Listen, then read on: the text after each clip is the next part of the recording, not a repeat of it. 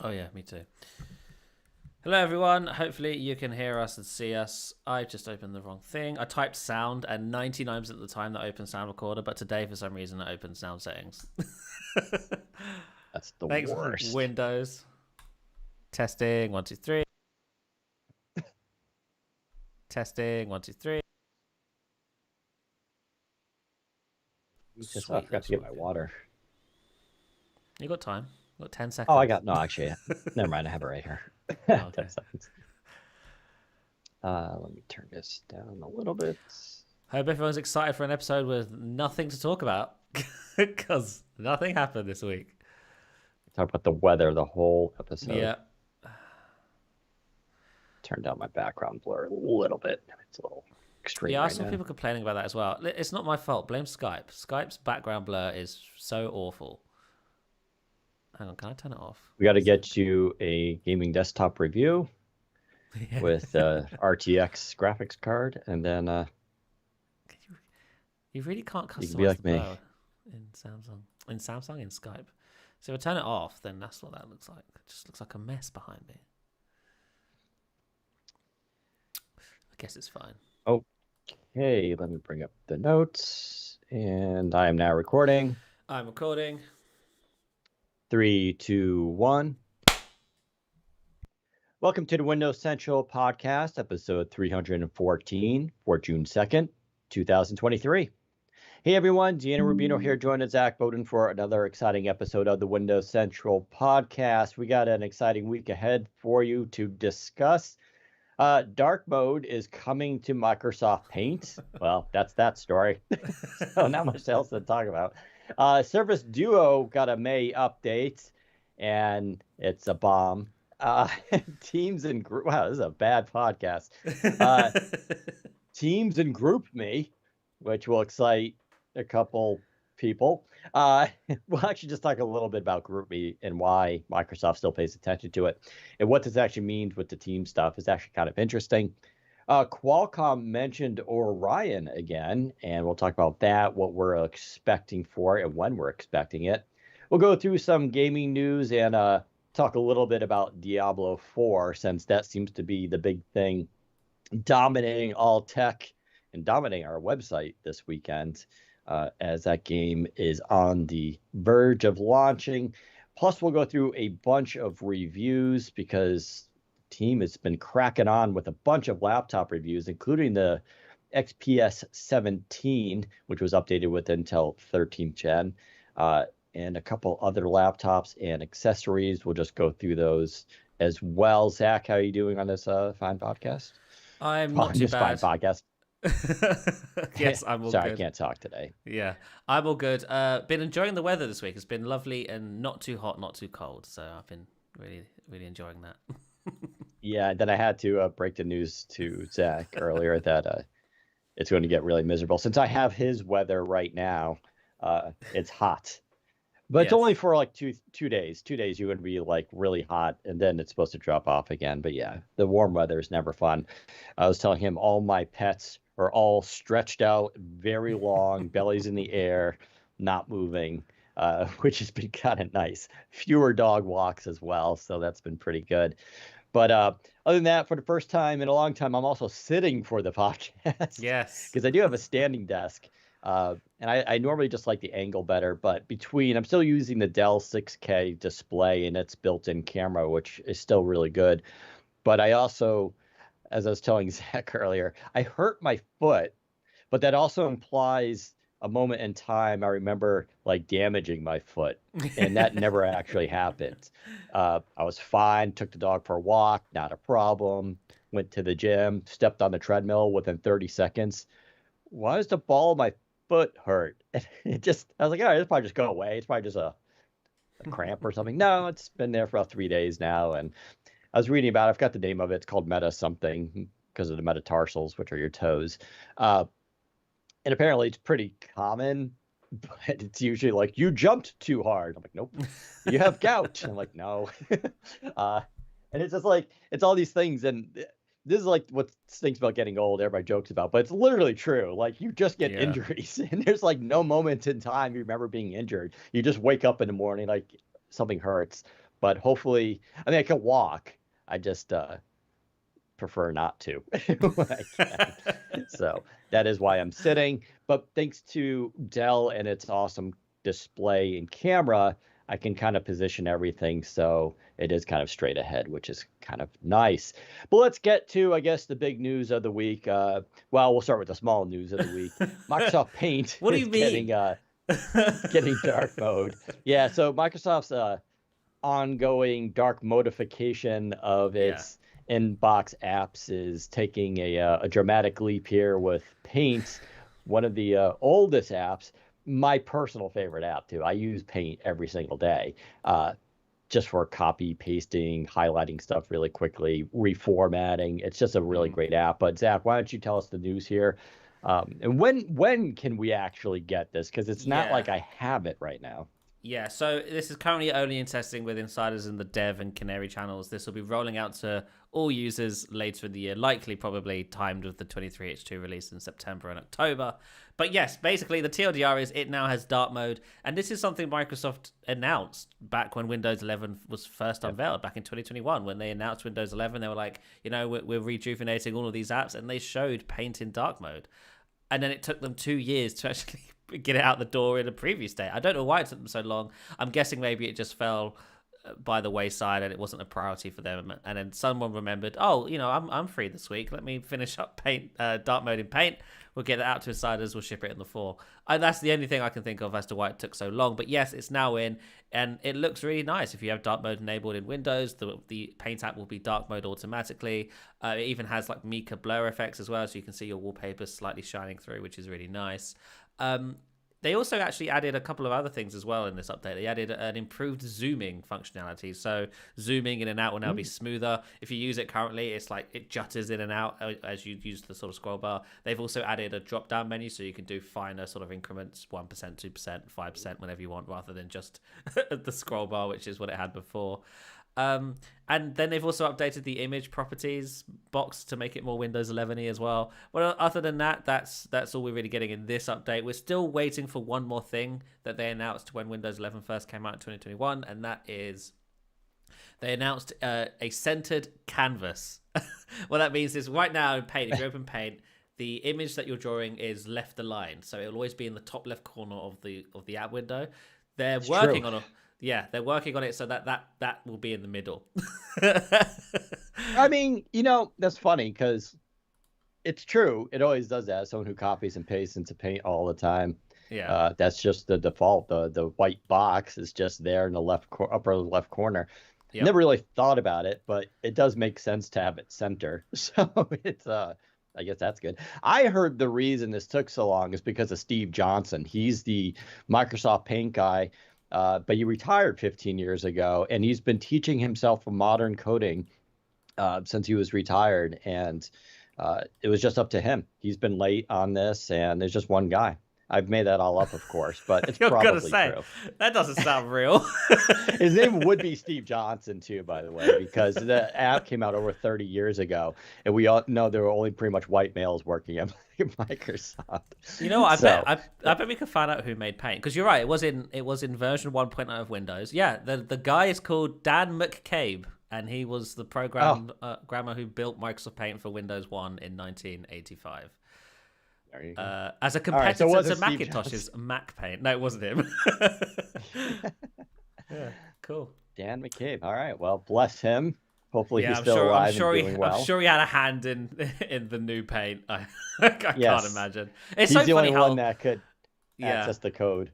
It's so funny how this app has transcended all versions of Windows, and it's so weird because sometimes it gets like left in the dust. It doesn't get touched for years and years. I feel like it was roughly the same between Windows 98 and Windows Vista, and then it got updated to Windows 7, wasn't touched again until Windows 11. Like that's for some reason they just go years without touching it, and then someone goes, "Oh, we should update Paint." Oh yeah, okay, let's do that. And then remember that for a brief time they had Paint 3D, which was supposed to be the successor to Microsoft Paint, and everybody hated it. Yeah, that was such a weird thing. It kind of made sense at the time, especially because they were showing off, what was it, the HP Elite X3, or was one of the Lumia phones. and that was supposed to have the ability to 3D scan items with its camera, and then you can import them into 3D Paint and manipulate it. And that seemed cool. Like that's like, oh, that could actually be kind of fun. And none of that happened. Yeah. So then it was just like they had like the 3D models you can download and add to your stuff. But yeah, most people I think are just using Paint for very simple things. I like it because I can resize things, I crop things. And you can do that in the Photos app too. But then you have like the inking abilities, the boxing abilities, the best feature ever, make a red arrow pointing to something. Yeah. That's like the main reasons I use it is for doing that. Or you can actually put text on the screen, right? It's a great way for you can create memes. I mean, a lot of the original memes were created in MS Paint because of that, because you just put text over the screen. That's why it's still popular. And yeah, it doesn't need, it's like Notepad, and to a lesser extent WordPad. Its simplicity is its virtue. And so we're still waiting for WordPad to get an update. That's still the Windows Vista WordPad, to my knowledge. Maybe one day somebody at Microsoft will go, oh, you know what I'm going to do this week? I'm going to update WordPad. And that will be when we... That's probably how it works over there. But so dark mode, Microsoft Paint, looking forward to it. Especially, and plus those other little features actually do look and sound pretty nice. So yeah. Well, nothing else on that one. Let's go to the Surface Duo May update, which, correct me if I'm wrong, has, again, no new features, no new OS updates, no new nothing. Well, but it did bring a new feature. Why don't you explain what this new feature is, which no one asked for? Well, oh, yes. So, sorry, what are you talking about? Yes. I should put feature in quotes. Yeah, right. So the update came out, and it was a 128 megabyte update on Duo 2, which is quite big for a security patch. The changelog just mentions the security built-in, no other changes. It was only, I think it was half that for the Surface Duo 1. But there's a couple of notable things about this build for the Duo 2 specifically, is that the build number jumps quite a bit. It jumps from 2022 whatever it was to 2023.4 something or other. It's jumped quite significantly. The last 4 or 5 we've had were started with 2022. This one for this month, whatever reason, starts with 2023, and that kind of signifies that maybe more change than meets the eye, especially more than meets the changelog. A few people digged around. I think Gustav Mons digged around, and he found out that they actually did do some firmware things, some low level changes to the kernel and stuff. Nothing surface level, nothing that we as end users are going to really notice, other than the fact that for some reason, for some people, this update is causing reboot issues. Sometimes the device will just reboot suddenly, and it will pop up a screen that says the contents of this device may be you may need to wipe the contents of the device for some reason or other. You don't have to do it. You can just bypass it and it will boot back up, at least in most cases. But some people have reported that, it's causing reboot issues, which is kind of annoying. But it does confirm that they changed something. It wasn't just a security update. They made some edits to the kernel or something low level for whatever reason. And if anything, it's a small sign of life from the Duo team, which has essentially been gutted internally at Microsoft as they all move on to work on Teams on Android. But if you were looking forward to the May security update, it arrived on the last day of May. So not late, but as late as they could possibly leave it before it was no longer necessary. It's kind of annoying because, for a long time they were really good at getting that patch out like the first week of the month, the first couple of weeks of the month, and it made it feel much more like up to date. Now it's the last day of the month. It's like, what is the point? Just wait a week and give me the June update. But I don't know. That's the latest from Surface Duo. Still no SwiftKey AI on Duo. I don't know why they refuse to give that to us, but there you are. See, that was Steve Johnson's job. He was the one responsible. I confused that my programmers, he was the one that screwed up the Surface Duo this month. He rushed through it. He forgot the device existed. Just kind of like when you got to do your homework with a class project and it's due the next day. So he just quickly threw some code together. And unfortunately, they didn't test it. Well, that's unfortunate. I would say I'm suffering for this, but my Duo 2 is currently off. So, and we've talked about that endlessly just because we both kind of got not so much bored. It's just that other stuff came out. And also, I don't. Why should we put time into using a device that not even Microsoft is fully invested in. Like, I don't like that is the biggest issue for me. Is that if I'm not going to be getting SwiftKey AI and all this other stuff that Microsoft is working on the device that Microsoft makes, why should I buy one? Why should I buy it? Too late, can't return it. But two, why should I keep using it? Why would I do that when I can get a better experience using Microsoft stuff elsewhere? Actually, why am I even using Microsoft stuff? They suck. I'm gonna buy Google things and use Google stuff going forward. I'm a Google fan now, Dan. Microsoft's fault. Yeah, I mean it's weird, right? We talked about even like Microsoft Launcher is like that actually did get an update this week. I don't know if it was on Duo, but my Pixel got an update. No new features, of course, but that's like what happened with that thing? Like, is that whole team just on vacation, hiatus? So they moved on to other projects. So remember last year we were talking about how they formed this new Android org at Microsoft. It was the Microsoft Android Experiences team, whatever it was called, and SwiftKey, Microsoft Launcher, Duo OS, or all of the sort of big Microsoft Android apps, Outlook, moved under this team. And then since that happened, we've basically seen less rather than more. I can only imagine that maybe the layoffs haven't helped that team, and maybe it's one team that now has to focus on a bunch of different Android things rather than individual teams focusing on individual Android apps. I don't know, but that would explain why people are being moved around, and the Duo OS, for example, is getting less effort put into it because a lot of them are now working on Teams rooms on Android. Maybe the same could be said for Microsoft Launcher. A lot of them were moved off Launcher to work on Outlook, or I don't know, something SwiftKey for everything but the Duo. It's just, I don't know. I wish I could like figure out what's going on in that org, because they made that org. They didn't make a big deal about it, but they did that org for a reason under Panos Panay, and ever since that org came to be, a lot of the focus that these Android efforts have sort of been lost. And I'm guessing maybe it's poor management. I genuinely don't know who is in charge of that and stuff. So. At Microsoft? What? I mean, this isn't the same company that's the teams don't talk to each other and compete against one another. That doesn't sound like them. It's just, it's so easy to make a phone, and Microsoft can't do it. It's easy, if you have a team dedicated to it. Although, Razer, had issues. I think and if Razer kept at it, are struggling. I think if Razer kept at it, Razer could have done well in the end. But they should have kept at it. They quit too early. They really did. We still talk about the Razer phone internally here a lot because I love that hardware. I thought it was a cool design.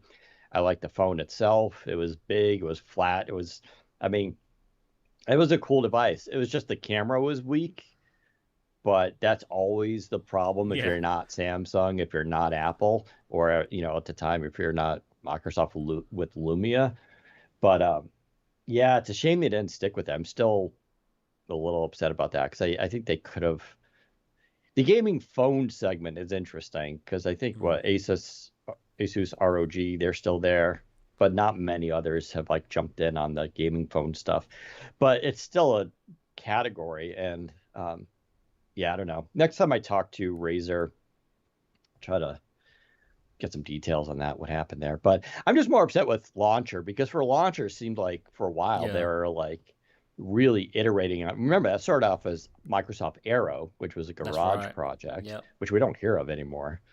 And it got updated to a full, upgraded to a full-fledged app. And they just they did a sick redesign and added these features. And it's just cool. They're iterating on this thing. And now it's sort of I don't know. It's not that it needs a ton of new stuff, but it would be nice to see some improvements. It needs a ton of stuff on Duo. It's so bare bones on Duo. Right. Yeah. And that, again, we've talked about this before. It would be so easy for them to switch on some of that stuff that's already in Launcher and other phones, but they choose not to because it doesn't fit the product design principles that they arbitrarily set out internally. They want this thing to be a clean, minimalist, straightforward product. And so all of the customization options that this launcher has normally don't fit that vision. It's too much customization. Can't allow it. And it's at this point, guys, you can't even support the thing yourself. Let us do what we want, please. I'm kind of surprised with all the advances with Microsoft Teams that they haven't done more to integrate Teams into Launcher for features. Granted, this is something you and I would never use because we Yeah, don't right. get to use Teams. But for that That's whole basic integration, isn't there? Like you can join calls through the Teams activity feed, through the launcher activity feed and whatnot. yeah, but Teams has gotten like a lot of new stuff over the last year. Like I don't know, it's not my job to think of new products for them or how to integrate stuff, but like uh, you figured they could have done that. You So, know what they could have done? They could have added Copilot integration. What the hell are they doing? well, yeah, I mean, I've been saying that for a while now that the Yeah. deeper AI stuff needs to be done. Like they, at the very least, they can upgrade the widget so that the microphone button goes to Bing Chat. And it doesn't do that. Yep. It's just like, how hard is that one? They could so easily advertise it as the first launcher with AI. Like there's so many Yep. avenues for them to go down with doing that, and they just aren't. I don't get it either. I mean, really don't. they could even do like they don't have to release it. They could just do what they did with Windows. Here's Windows Copilot. It will come sometime later this year, maybe. They could have done a Microsoft Launcher, like we're putting AI into Microsoft Launcher with with Launcher Copilot. Here's what it's going to do with no ETA, but it's something, later this year, they could do that. I don't know. Of course, we also don't know the numbers of Microsoft Launcher, right? I I thought it was have doing to really assume. well. I remember it having millions of downloads, but then I guess people Yeah. uninstalled it. Yeah. I mean, yeah, exactly. We don't know what the turnover is. I mean, I haven't looked up it in the store for a while. Let me do that It to has see if it has 50 any. million downloads on the store, a million reviews, 4.6 out of 5. It's not a bad rated launcher at all. Yeah, 4.7 stars out of 5 stars, 1 million reviews, 50 million downloads. Yeah, it's Yeah, crazy. you figured that'd be enough. Yeah, for them to keep investing. I don't know.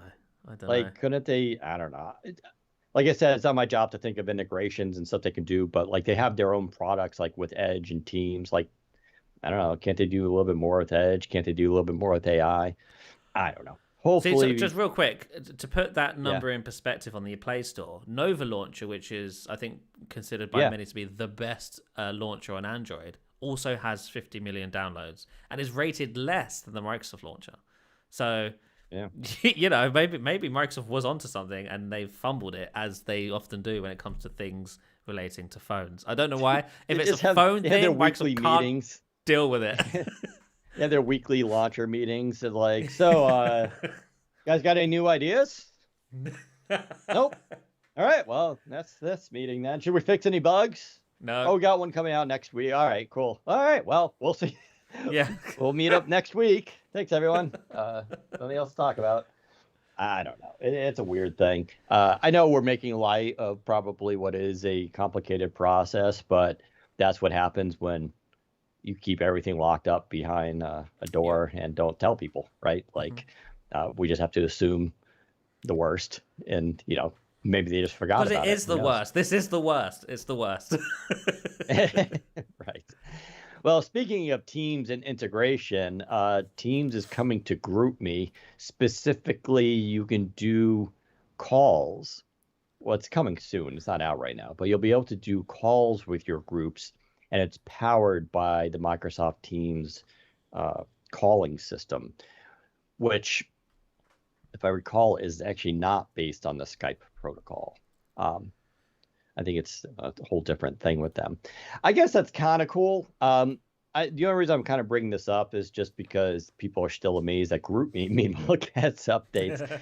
But GroupMe, again, just to reiterate, is big in the United States, specifically with colleges and universities. How and why that is, I don't know, but it's used by classes as a way to sort of work on group projects and share information. And for some reason, and it has this ability for schools, and you can like integrate into your school account, and you can find groups with it. That's one of the other things with GroupMe. It's sort of like Telegram has that ability too, where you can go look for topics on things to discuss and all that. And then you can join the group and all that kind of jazz. So who knows what's on there? But it is one of those mysterious apps. Microsoft themselves said millions of monthly users, and they do have millions of people who use it, which is weird, but it's true. I've always said they should lean heavier into GroupMe because of that, because it's actually a cool app. It could be cooler because like Telegram surpassed it in so many ways. Like Telegram is just like they almost every month come out with like a big update and like a lot of stuff I don't ever use, but it's still really neat. They even have a pay model now for plus features. And, goes to show you that they're so big and popular that they feel like they can do that and probably make money. That could have been what GroupMe was, but Microsoft always had, they had Skype that they've invested in, and that went 9 different directions 900 times. And they just kind of ignored GroupMe and never positioned it to be more than what it was. And then they had Teams, and they focused on Teams a lot. But it's just odd that GroupMe still doesn't die. In fact, it's had a pretty big UI overhaul in the last year. And so they've been pretty much regularly investing it. It even has a new updated icon. I'm actually launching it right now. We used to use it here all the time. Yeah, I just opened it as well. It's nice. It has like reveal effects and blur and stuff. Yeah. This is cool. It's a cool team. They're a small team that last I checked, if I remember, they're based out of New York. I don't know if that's changed since then, but it's a small little group that work pretty hard on it, and they're pretty dedicated to the app, and they're just allowed to kind of do their own thing. But yeah, if you've never tried GroupMe, if you go to Discover, it has this Discover ability to find stuff. Of course, it's not. Oh, I remember now. It has the best emojis. There it is. That's right. It has it has those little blue, these little blue guys that are adorable, and we loved it because there was one that would twerk. Yeah, and it was just hilarious to see it every time. This little blue cartoon guy shaking his butt, like I don't know, it just made me laugh. But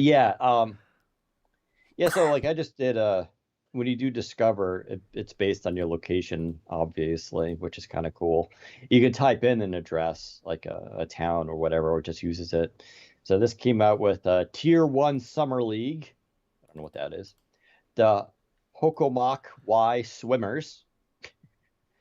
We have a lot of Indian, Native American names around where I live, which is always fun to pronounce when I'm driving. Like the Pleasant Street Church. See, look at that. That's got 20 members. The Hokomak Y Swimmers, there's 17 of them. There's 44 members of the Tier 1 Summer League. And then there's the Northeast UKG Local something, it's cut off, with 34 members. Chat for Fantastically Fabulous. I don't know. And then it gets cut off. Here it is. Chat for the Fantastically Fabulous user group for all things UKG. I don't know what that is. Users in Mass, Connecticut, Rhode Island, New Hampshire, Vermont area. Latest activity, May 25th. So it's still being used. They have 6 topics. I don't know. Interesting. GroupMe is a cool app. I still wish they would just do more with it. It could have been a millennial Gen Y play. And being that, what's interesting about GroupMe is it's not associated really with Microsoft. It's like one of those things like, it's a Microsoft app. But it was always a separate company, and then Microsoft bought them. No, what happened was Skype bought them, and then Microsoft bought Skype. But, they could have played it because it wasn't a Microsoft property. So, or it's not obvious it is. I don't know. It's kind of neat. Maybe we'll go back to it someday, but hopefully that team perseveres. And I still would like to see Microsoft do more with it, but that probably won't happen. But there you go. I think we'll take a brief moment here. Let's see if I got the latest now. Yeah. So Zach, you have some Indeed information for us? I do, indeed. What's the game where no one wins? The waiting game. When it comes to hiring, you don't wait for great talent to find you. You find them first with Indeed. When you're hiring, you need Indeed. Indeed is the hiring platform where you can attract, interview, and hire all in one place. Instead of spending hours on multiple job sites searching for candidates with the right skills, Indeed is a powerful hiring platform that can help you do it all. They streamline hiring with powerful tools that help you find matched candidates. And with Instant Match, over 80% of employers get quality candidates whose resumes on Indeed matches their job description the moment they sponsor a job, according to Indeed data in the US. You know, we've said every week, one of the things we think is pretty good about Indeed is that candidates you invite to apply are 3 times more likely to apply to your job than candidates who see it only in search, according to US Indeed data. And it also gets you one step closer to the hire by immediately matching you with quality candidates. Even better, Indeed's the only job site where you only pay for applications that meet your must-have requirements. So Indeed is an unbelievably powerful hiring tool, delivering 4 times more hires than all other job sites combined, according to Talent Nest 2019. So join more than 3 million businesses worldwide that use Indeed to hire great talent fast. Start hiring now with a $75 sponsored job credit to upgrade your job post at Indeed.com/WCP. That offer is good for a limited time only. Claim your $75 credit now at Indeed.com/WCP. Just go to Indeed.com/WCP and support the show by saying you heard about it on this podcast. Indeed.com/WCP. Terms and conditions do apply. Need to hire? You need Indeed. Thank you, Indeed, for sponsoring. And now it's time to talk about the future, or more specifically, Orion. Spelled with a Y, of course. Yeah, of course. Because, yeah. I don't know if Orion is trademarked by the stars or... It also wouldn't be cool enough if it didn't have a Y in it. It's totally true. If you don't know what we're talking about, Qualcomm Orion is their next-gen CPU based loosely on the ARM architecture, but it is part of the Nuvia acquisition. And again, as I've said a million times, Nuvia is made up of ex-Apple employees, the very ones who develop Apple's A series processors, which started with pretty much the A4 was the first branded one. And then eventually those morphed into the M series over a decade. So that team, like that one, the head designers broke off from Apple, formed his own company called Nuvia, and took a bunch of Apple employees with him, and was going to start his own design company to design chips, which is something we've talked about before, where they wouldn't have made them, but they would have designed them and then license those out to other companies, and those companies could then probably modify them and then go through TSMC or whatever to manufacture those chips, but never got that far. 2 things happened. One, Apple sued him, which is always nice. And this is not totally uncommon, because what was thought was going to happen was he would start his own company, make some waves, and then Apple would be put in a position to buy him back and buy out his company, in which case he gets, almost double dipping in Apple, just so that Apple could kind of protect their property. And it's not like he would have used their copyrighted chip designs, but since he knows their copyrighted chip designs, he could design around them while still theoretically getting the similar performance, since he knows how they work. And he also probably knows what their flaws are, what their limits are, or what they wish they could have done, but Apple wouldn't let them for certain reasons. That's speculation, of course, but that's usually how that stuff works. But instead, what happened was Qualcomm came in and bought them for $1.4 billion. And that was I believe, January 2021. We talked about this last week, of course, because it was in 2020. There was rumors that Microsoft was designing its own ARM processor to be used in servers like Azure. And then it may have trickled down to Surface products at some point.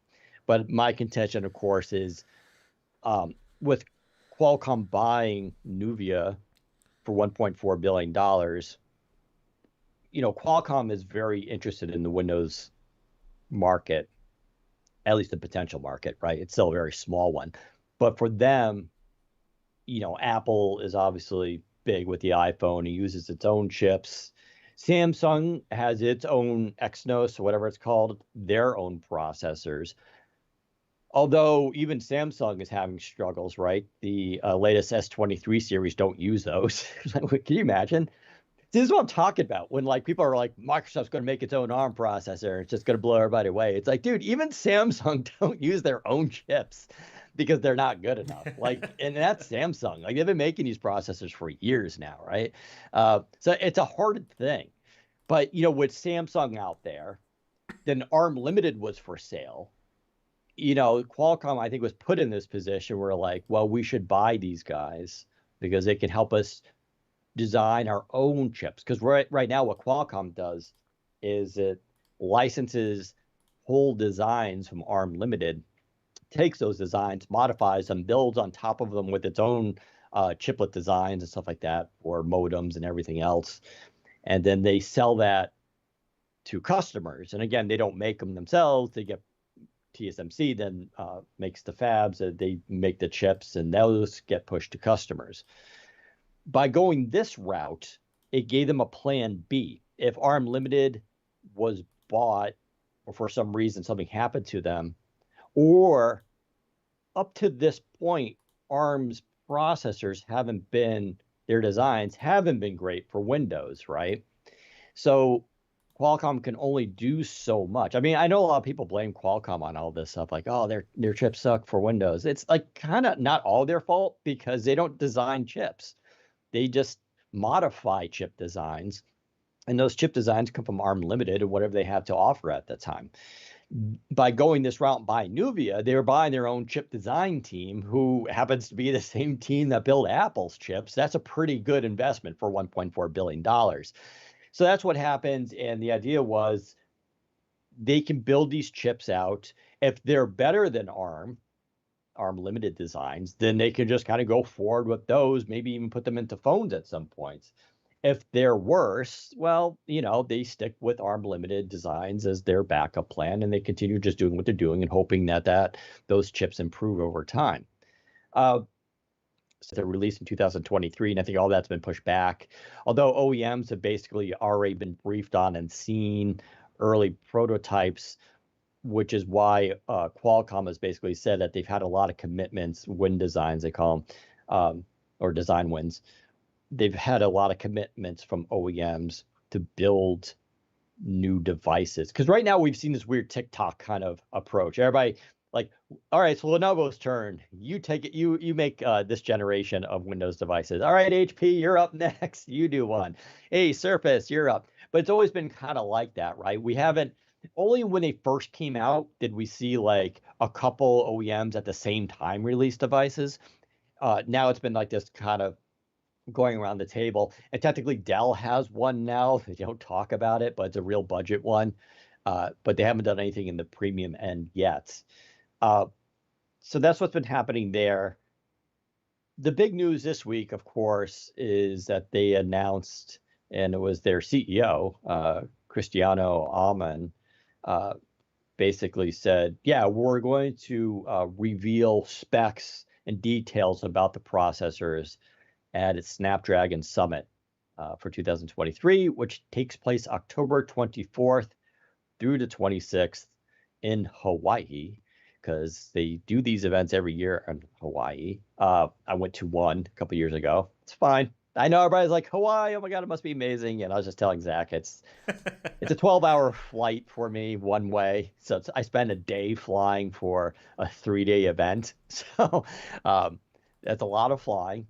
And Hawaii is very expensive. Beautiful place. I would not vacation there personally. I would go to the Caribbean anytime. Way, way more affordable. But it's very expensive out there. Plus it's not like we're there to go tour the island. You can, but it's there for these the briefings and stuff like that. But they're going to have this event. They'll of course talk about a lot of phone processors there and advances there, as well as AI, because Qualcomm's been very big in AI. In fact, their devices are one of the few that actually ship with NPUs at this point, the neural processing units, which is a co-processor dedicated for discrete AI processing locally on the device, which is why you get like background blurring and all that kind of stuff in Windows devices. So they're going to, talk more about Orion at this event, get specs. I'm sure we'll probably have demos to try them out. We probably won't be able to, of course, benchmark. I don't know, maybe they will. They've allowed us to benchmark stuff previously at the Hawaii event. So they kind of do that once in a while. So it's too early to tell. My guess, though, is we'll get a lot more information about the chips I still don't think they'll ship to at least summer 2024. And I wouldn't be surprised if they get pushed back to fall 2024. I mean, I think it would make sense strategically for Microsoft and Qualcomm to um, align this with what we're calling Windows 12, which, yeah, will be even better for ARM. It's going to have more. The tools that were just announced that build will have, over a year to gestate and have developers come out with stuff. It'll give OEMs a little bit more room to design these new devices and release them and get production up. But then it could be like this big thing with, the Windows 12 launch, because Qualcomm also said um, it says that 2024 will be an inflection point for Windows on Snapdragon PCs. Basically, they're calling it that 2024 will be the breaking year for this new chip design and for ARM. And they do call these, I think Nuvia's we're aspiring to build really the Apple compete platform, I think, for the Windows ecosystem. So this is rarely aimed at Apple's. How good it is, yeah, I mean, it remains to be seen, right? I mean, I think for Gen 1, we have to temper expectations. I think it'll be much better than the current Snapdragon series for Windows. But I don't think it's going to blow away like the M2 Pro or M2 chips. Maybe they will. I don't know. But even if they get, to be honest, though, I honestly don't care. If they can just do M1, that's fine. The jump between M2 and M1 is not that massive. And at least for the kind of devices so far that we've been seeing for ARM, mostly light computing, business laptops, 5G, like if they could just get M1 speeds and battery life, I'm set. I'm fine. All right, continue to iterate off of that. But like that would be a really good opening salvo against Apple. Even if they're still technically behind, it would still be a much better advance than what we have now. So that's what I expect to happen. Will we be in Hawaii? Yeah, we'll be in Hawaii. Of course we will. Nice. But we'll see what happens with this stuff. I'm very excited about this, right? I think chips, we had to deal with this of course, when the M1s came out. It was surprising how good they were, of course. Although it hasn't completely saved Apple. They had a 40% drop in MacBook sales the last quarter too, right? So, and I did discuss about how the chips are so good that they're going to have problems getting people to upgrade the devices. Because don't forget, Apple keeps basically the same design. Yeah, so their only motivation. Yeah, go on. I'm gonna say the fact that their chips are so good is a detriment to their future efforts, only because they don't really innovate in their form factors. There's nothing new about a new MacBook. Maybe they'll change the design a little bit, but there's no new capabilities of the form factor because Apple really segregates its hardware. It's like, this is a MacBook Air. It's supposed to be this thin. It's a laptop. No touchscreen. No 360-degree hinge. No 5G. It has none of that. Like Apple really silos its products, but as a result, the M1s are so good, there's no need to upgrade to the M2s or the M3s or the M4s, right? The M1 for 90% of people who are buying a Mac is overkill. So what, like an M2 and M3 are going to be even more overkill, right? Yeah. Zach, I don't know if you noticed the video feed. Oh, is it? Has it done something? Oh, good. Yeah. It looks like a Monet painting. All right, let's pause it. Let's pause for 1 second. Don't touch the recording, Dan. I'm going to quickly just switch this off and switch it back on.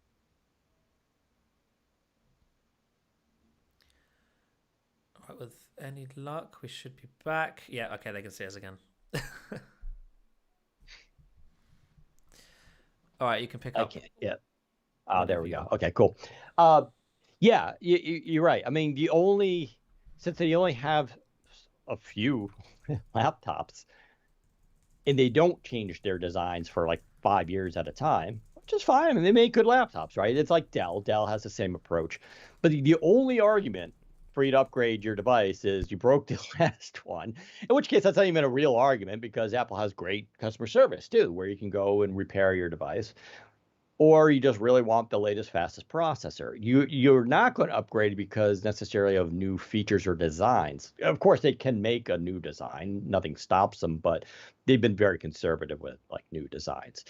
And that's kind of the benefit of the PC platform, where you may want a new laptop this year, not because it's the new Dell XPS 15, which is slightly better than last year's XPS 15, but maybe because Surface Laptop Studio 2 came out and you're like, that thing's awesome. I want that. I want pen and inking, and I want a display that folds down, or, I want the Yoga Book with dual displays and pen and does all this other cool stuff, or I want the X1 Fold 16, which is a foldable PC. Like you have that going for the PC market, which is why you get more motivation to upgrade.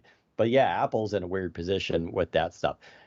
But we'll have to wait and see with these chips. I'm really excited about them. I think Qualcomm's awesome. They're very committed to the Windows ecosystem. Like they really want this to work, because for them, if they can crack this, it's a huge market for them, right? And it's another source of massive revenue and income, where where phones may be, phones are flatlined, right? It's another flat market where we don't see huge year-on-year improvements in adoption for obvious reasons, and even upgrades too, right? At least they try to redesign the smartphone every year, but it's still kind of basically the same thing. And if anything, we've been seeing positive market gain from Apple, which does not help Qualcomm at all. So I don't know. I'm excited about this. I want to temper expectations, but like I said, if they could just hit M1 speeds and put that into like the Surface Pro 10 or 11 by that point, who knows? Or you just reviewed the ThinkPad X13s. If they could put that chip in there, like I'll be really happy. And I'm not even one that's complaining about the current gen speeds. It's been fine for me. I don't ever feel like I'm compromised or using a slow device. But as I've always joked on this podcast, there's no such thing as a processor that's been too fast, right? Like no one's ever said that in the history of computing. So, that's fine too. Of course, this is a lot's going on in the chip world. Intel, we're on 13th gen, but 14th gen is around the corner, Meteor Lake, and news is trickling out about that. I've been saying on this podcast for a long time that Intel basically told me, yeah, 12th and 13th gen is about power and performance, especially on the desktop. And that's what we've seen. I've said numerous times, like if you're getting a laptop and you just need light computing, go for a U series chip. You don't need the P series. It's way too much almost for most things. Especially with the battery trade-off. And the battery life with 12 and 13 gen it's not bad. It's just not an improvement, right? So I guess that's good too. You're getting a ton of more performance, just about the same battery life. 14 gen changes up the design again with this kind of chiplet thing and all this. And they're supposed to be the ones where efficiency really goes up by double digits, right? So Qualcomm's going to have that to compete with. And Intel has, a lot of sway with PC makers. There's the dual laptop designs you've been seeing have been Intel based for R&D. So I don't know, but for us, that doesn't matter, right? For consumers, all we get is cool competition and more choice, and I'm totally fine with that. So I think 2024, though, is going to be a really fun year for chips. I think Intel is going to have some really cool stuff out there.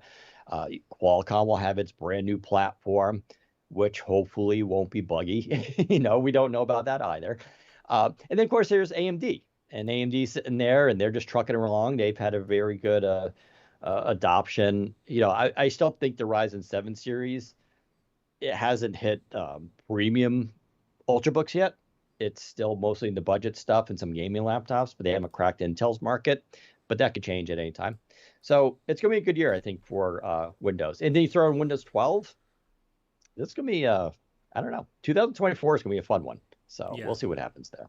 I fully agree with the hardware side of it, the software side of it. It's all coming together with 2024, which we've said before. Now, real quick, before we move on to our next topic, a little bit of breaking news here that's just popped up. Microsoft has announced that it's killing Cortana on Windows 10 and Windows 11 later this year. They've officially confirmed that is the plan. They will no longer support strangling her. The standalone app on Windows starting this fall. And is this to anyone's surprise? I don't think so. I'll read the documentation they put out here.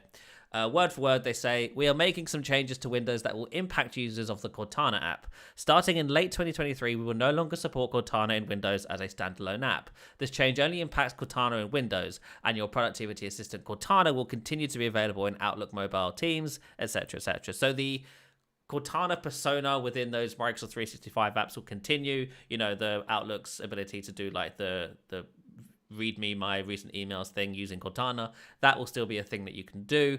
But the Cortana app on Windows, the standalone app, which you could talk to and ask it for like info and stuff, is going away.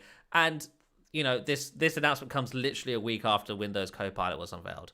I don't think this is a coincidence. I think Microsoft views the Windows Copilot as a successor, a replacement to the Cortana app, which is more capable. And, to be fair, it is more capable. We've seen kind of brief demos of what it can do. Cortana can't do most of that. It doesn't have any contextual awareness. It can't do things within apps specifically. It can't summarize things. Cortana's kind of dumb, and I don't think, we were always saying, why doesn't Microsoft just add this tech to Cortana? Instead, what they did is they just built a new app and called it Windows Copilot. And so that's basically what's replacing Cortana. And the documentation here goes on to say, we know that this change may affect some of the ways you work in Windows, so we want to help you transition smoothly to new options. Instead of clicking the Cortana icon and launching the app to begin using voice, now you can use voice to satisfy your productivity needs through different tools. And then the documentation goes on to list a bunch of its recent AI efforts, such as Bing Chat, Microsoft 365 Copilot, the Windows Copilot, which is coming in preview in June. And then it also mentions voice access, which is a feature in Windows, an accessibility feature in Windows, which lets you control Windows using your voice. So yeah, that's the breaking news for you. Cortana is dead. It would have been funny if they kept it along just so you could fight with the new Copilot. Yeah, Copilot's like, I want to school you, Cortana. And Cortana been like, why couldn't I be you? Yeah, it's kind of sad, but oh well, it's the end of an era. They tried for kind of a little while. It's all Windows Phone's fault, of course. It was still a cool name. It is weird. I will say though, Copilot, I mean, I don't hate the name. It's a little bit more businessy, more professional. I think it's probably something Satya Nadella would be more happy with. Copilot, it keeps in line with their professional nature of software. Cortana was like a swing for them in terms of like, remember, it wasn't supposed to be called Cortana. They called it that internally, almost as a joke. It just happened to leak out through our forums because someone found a phone that had the Z Cortana. That was a wild app. Leak. Yeah, and then it was just like, they should call it Cortana. And Microsoft was like, you know what? All right, fine, we'll call it Cortana. And they did that. And they just did that for the fans almost. Like, that was a cool thing. And at the time, that was, we had Apple's Siri and then Amazon's. Google never gave theirs a name. I still don't know what to call the Google one. It's just like a Google Assistant, right? But they took a swing there. But, in terms of, that's not their general route of doing things. And I would say if you're a business user, IT department, you're like, what's Cortana? Yeah. I know some people might have known it from Halo, but a lot of people don't play Halo too. Well, that's what's kind of weird about them using the persona, or continuing to use the persona in Office. Like Microsoft Teams and Outlook still use Cortana as a productivity assistant, but it's not up until it won't. Oh yeah, right. Until those get replaced with Copilot. Yeah, I fully agree that that's what they're going to do. It makes sense. It doesn't make sense for it to be this personalized sort of avatar now, because it's not got any of the character that Cortana had. Half the reason why it was called Cortana is because it was a bit sassy, right? You compare it to Siri and Google Assistant, it was like, hey, I'll make a joke. I've got a bit of a sarcastic tone to my voice sometimes. It was based on Jen Taylor.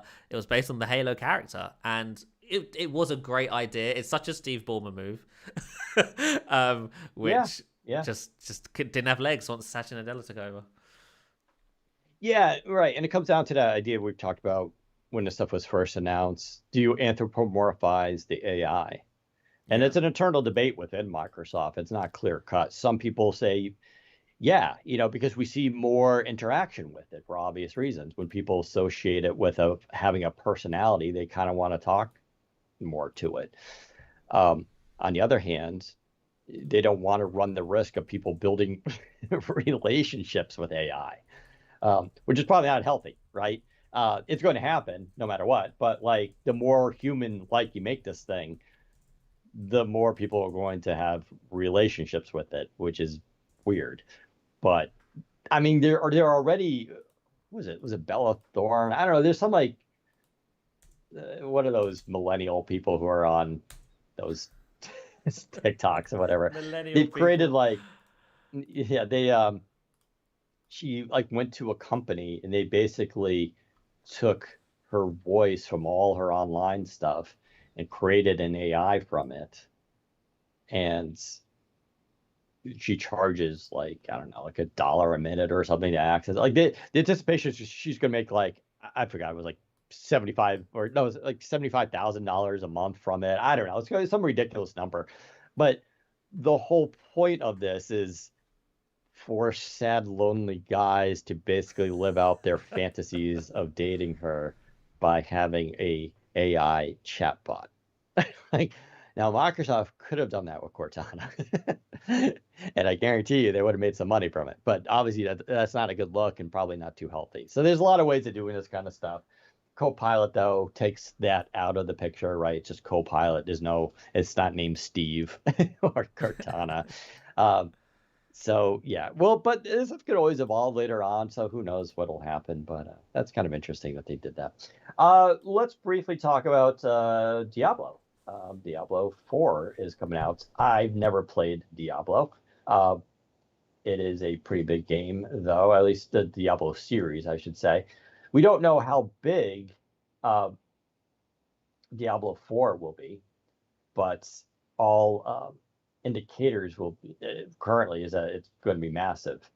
So I just want to talk about, we do have a review up if I could actually find it. We have so many help and how to's uh, that have gone live over the last few days. So this game right now, it's on pre-sale. I believe it's $69 for the regular version. It'll be $100 for the um, ultimate premium one, where you get some cosmetics and a the seasonal pass access. Uh, this is, I don't know, the graphics on it look really good.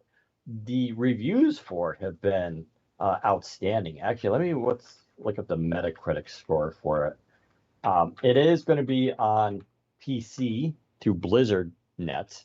Of course, it's also going to be on Xbox, and that's where our review was. So it's got a 92 Metacritic score for Xbox right now, which is pretty damn high. It's the second best Xbox Series game of 2023. Let's see what the number one was. Number one is The Witcher 3, which had a 94 critic score, and it's above Resident Evil 4 and Dead Space and a couple others. So this game is highly, highly rated. It is more of an RPG type game, right? So this isn't like arcade style, but it does have kind of like arcade elements in it. So I don't know. I'm tempted to play this. I have a funny article I was going to write, but it's not happening now. So I'll just share what it was. So I want to buy this game, but we all know that Dan is the wannabe gamer. I'm going to be 46, and my envy in life is I want to be like those gaming nerds, and I can't be because my life just doesn't work out like that. But I want to. I see this stuff, so I want to buy Diablo. I was going to buy it on PC because I don't really use my Xbox very often, but I do have a Steam Deck, and I love just sitting on the couch and playing with that. And of course, I have a really kick-ass PC, desktop PC, and occasionally I get gaming laptops, right? So I was going to buy it on PC. And then, of course, I want to get the cosmetics and so I was going to buy the $100 version. But I didn't want to spend $100 on it. That's a down payment on a watch, Zach. So, what I did was I was like, can I use my Microsoft reward points? Because I had like 240,000, I think, or something like that, because I never spend them. And of course, so I was like, all right, Blizzard Net and into my redeem. No, there's no way to redeem your points to get a Blizzard Net gift card, basically. And I was like, all right, that sucks. So then I was like, well, maybe I can buy a Blizzard.net somewhere else. And you can through Best Buy. But again, Microsoft rewards don't work through Best Buy. They sometimes have, but they don't this time. I could use them through Amazon, but I can't use Amazon to buy a Blizzard Net gift card because they don't have them anymore on Amazon. So what I ended up doing was, and I can buy a gift card on Amazon for Best Buy, and then go to Best Buy and buy the Blizzard.net gift card, and then get my game that way. And that was going to be the article about all these hoops I had to jump through, but it wasn't that bad. Although what makes it funnier is it's not like I could just redeem my points for $100 for an Amazon gift card. You can only do it in $10 increments. So I had to sit there for 10 times, redeem my points, get an email, then get a link, click that link. It opens up a redeem thing. I put in an unlock code. It then shows me the gift card number, which I then have to copy and paste into Amazon. So that ended up taking a little bit longer. That took like a whole half hour to do. But I was like, all right. So eventually I got $100 worth for Amazon. So with Amazon, I bought a Best Buy gift card for $100. I was like, all right, here we go. So then I went to the Best Buy website, added the Blizzard.net $100 gift card to my account, went to go pay it with my gift card. It's like, good news, your gift card covers 100% of this. You don't need to pay anything else. And I go to check out and it won't let me. It's like saying like you need to update your credit card information or something like that. And I kept doing that and it just wouldn't go through. I'm like, all right, this is annoying. And then I had to actually drive to Best Buy today. Oh my God, I had to leave my house. Go into civilization. Terrible. Also, 10:30 a.m. Why isn't anybody working? Why are there so many people on the road and people like shopping? I mean, yeah, we all know I don't have a real job, but does everybody else have real jobs? I don't understand this. Anyway, I go to Best Buy. I find the gift card. I go up to the register and I go to pay for it. Very sweet girl. And she's like, I don't know if we take the gift cards for that. I'm like, it told me you can't use your Best Buy rewards for it, but it should be fine. And she did it. And no, you can't use a gift card to buy a gift card. So apparently this was a rule that came out like 5 years ago, unbeknownst to me, to cut down on apparently a lot of fraud that was happening with gift cards. And so then I was like, all right, well, thank you. And she was nice. And so I left. Then I was driving. I was like, wait, what happens if I use my gift card to buy something at Best Buy, like a physical item, and I just return it? They can't give you back money on a gift card because it doesn't work like that. So they'd have to give you store credit. So then can I use store credit to buy the gift card? It turns out you can't do that either. At least officially, that's what it says on the Best Buy website. So now I'm just screwed. I just have $100 of Best Buy gift cards, and I can't buy the one game I want with it. And that was unfortunate because that would have been a funny story had it worked, and I was able to get this game for free. But it doesn't look like it's going to happen. And I'm very upset because I still don't want to pay $100 for this game. So, and then everybody's like on our team is like, well, use the $100 to buy yourself the Asus ROG Ally. That's the new handheld, which is $699. So it takes it down to $599. With tax, it'll be $640. Well, that's still not cheap. And then I would still technically need to buy Diablo 4 because that was the whole point here. Yeah. And so I don't think I'm going to buy the ROG Ally, especially since I have a Steam Deck. And I get the ROG Ally. I think it's going to be better than Steam Deck in a lot of ways. But yeah, I can't. So what will Dan do? I don't know. I'll probably wait a couple of days maybe and just go through CD keys and try to buy it for slightly cheaper. Or I might just cave this week and buy it. I think this really highlights the beauty of Game Pass, where any game on Game Pass, you can download it, you can try it, you can play it for 2 hours, and you never have to touch it again. And you don't feel like you wasted any money because it's a subscription, and you can do that for as many times as you want per month. There's hundreds of games on Game Pass. You can try them all if you want. And, if Diablo 4 was on Game Pass, this wouldn't be a problem. Dan could have just downloaded it, tried it out for an hour, turned it off, never touched it again. But now he's got to spend $100 to do that, and suddenly it's a lot less worth it. Yeah, and I do have Game Pass Ultimate on my account, so I could have done that had it been available. But you're right, Diablo 4 currently is not on Game Pass. My guess is it will come to Game Pass eventually, but I think because of the it's not a Microsoft property, and due to the super high critic score for it and the interest in it, the licensing costs were they to do it, I'm sure would have been like astronomical, because they operate on a fine line with that Game Pass, right? They can only charge so much for it, and if a company licenses the game, like, yeah, you can pay this much to license our game for Game Pass, and then that breaks the whole profit model. It's not going to make sense. But yeah, maybe in a year from now it'll be on Game Pass or something like that, where it's died down. But yeah, so I don't know. We'll see what happens. I'll keep everybody updated whether or not I play it and whether or not I like it. But if you are a Diablo 4 fan or interested in the game, if you just go to windowscentral.com/tag/Diablo-4, or just go to any of our Diablo 4 articles, which are all over the front page, and you can click more info there. We have we have so many guides on this because so much of our team is actually into this game a lot, like hardcore a lot, and they all love it.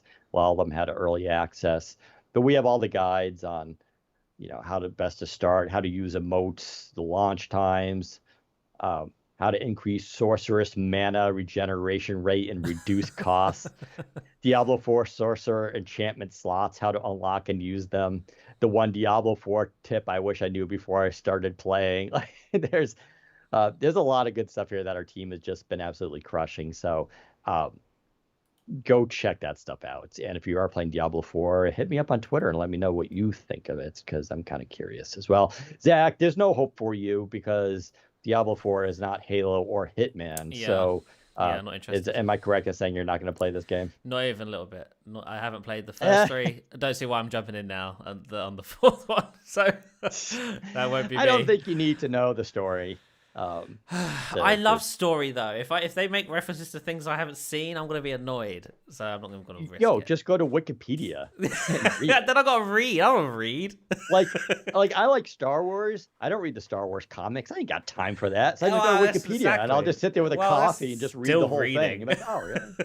It's still reading. Yeah, but it's condensed, and now I can use AI to even summarize the Wikipedia I'll use Bing page to summarize it. Yeah. So. I don't know. Then again, I couldn't get you to try Vampire Survivors, which literally cost $3.99 and is one of the best games of the year. You know what I did play recently? I played some Microsoft Flight Simulator, and I had a fantastic time. I learned how to set a plane onto autopilot, so I can now do that stuff. It's great. Listen, I'm almost prepared to save a plane if both pilots suffer from a heart attack. There was an article about that recently, asking if could like a regular person fly a plane. I fully believe it's possible. Fully believe it's possible. If you play Microsoft Flight Simulator. Yeah. Well, I mean, that's impressive. That game is no joke. I couldn't. No. The tutorials were a little bit too much for me. Like, oh, come on, I just want to play. Yeah. I do need to try it again though. But yeah, that game is a lot of fun, and yeah, that's got a lot of hardcore users to it as well. But there we go. All right. What else am I missing here? We got to do, is it the reviews that are up next? I don't know what I to do. I believe, yes. Oh, 7 boomer shooters. Oh, this was a cool article. Oh, yeah. I'll just talk about this one real quickly, although I don't have it in front of me. So keep talking, Zach, for a second. Flight Simulator is great. I flew a 747. It was amazing. You found it? Yes, I found it.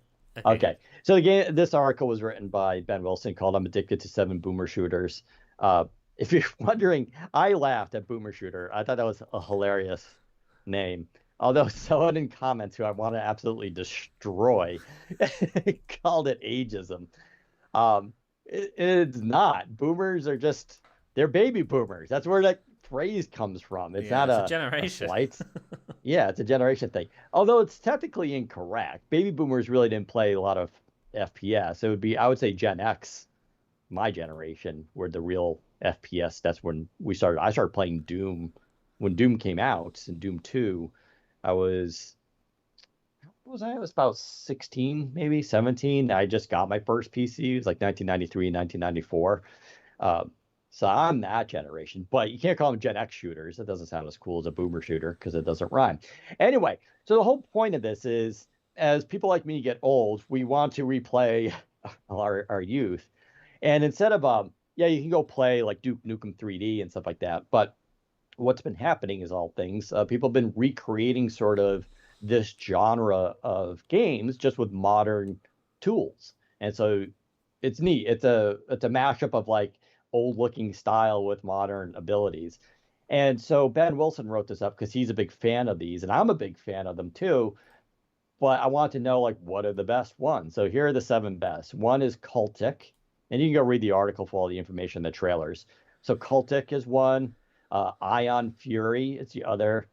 Proteus, which I actually really want to get, but I got to wait for it to go on sale. I'm not going to pay its full price. Amid Evil is the other one. Turbo Overkill, which I actually own, but I've never played. Of course, that's the Dan problem as always.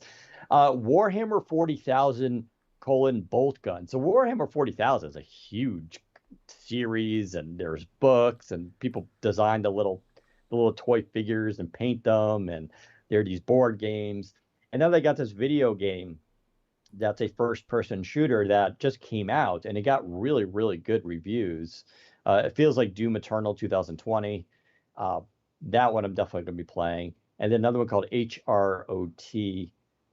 These games, and it's really cool. He explains why they're good, what they feel like, like compared to the old game. He even put in, by my request, if they're Steam Deck playable, because these are a lot of fun to kind of play in Steam Deck when you can. But yeah, these are the old like Doom and Duke Nukem 3D.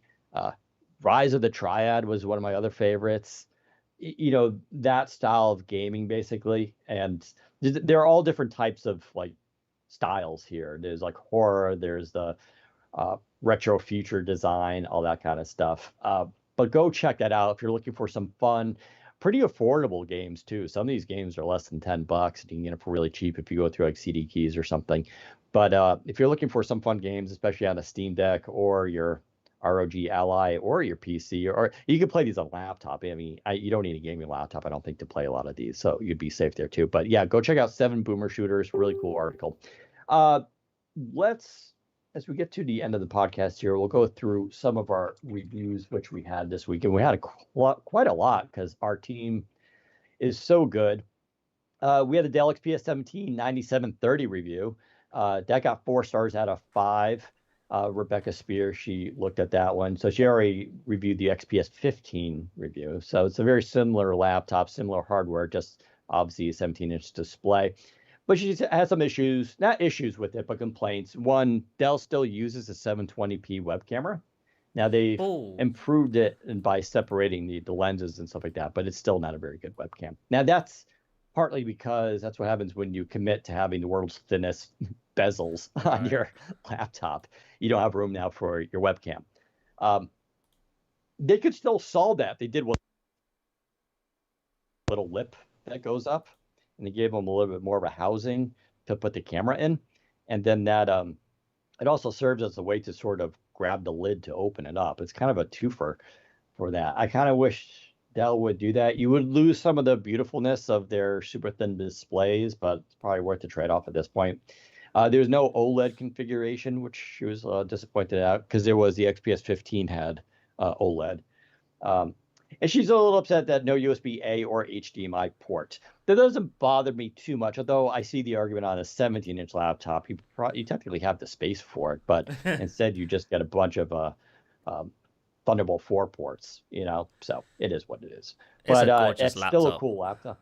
Yeah, like so I have to, it's hard to explain to people what it's like to get this thing, because you open the box and it's like, it just looks like a big silver slab, like just a larger XPS 15. But when you open it, turn that display on, it's like, wow, that's a lot of display. And because you don't have the bezels, it's amazing looking. And it's just got this huge spacious keyboard, an enormous touchpad, and really good speakers on that. It's a cool laptop. I think we take these sort of laptops for granted as well now, because years ago 17-inch laptops were ginormous because of how big bezels were. You got to think 17-inch laptops were more like 19-inch laptops because of the bezels. Now they're so thin. 17-inch laptops, and I hate it when people say this, but it's kind of true. 17-inch laptops like the XPS 17 feel more like 15-inch laptops from a bunch of years ago. And Yep. 15-inch laptops feel more like 13-inch laptops, and 13-inch laptops feel more like 12-inch laptops or 10-inch laptops. It's awesome. It Yeah. really is great. Yeah, when you shave off the bezels and you switch to 16 by 10, like Yeah, this, yeah, it gives you a very different feel. But yeah, the 17 inches doesn't feel like a that big trackpad laptop anymore. is I mean, don't get me wrong, it's hilarious. still big and heavy, but it's like Yeah, for people who need that power and want a big screen.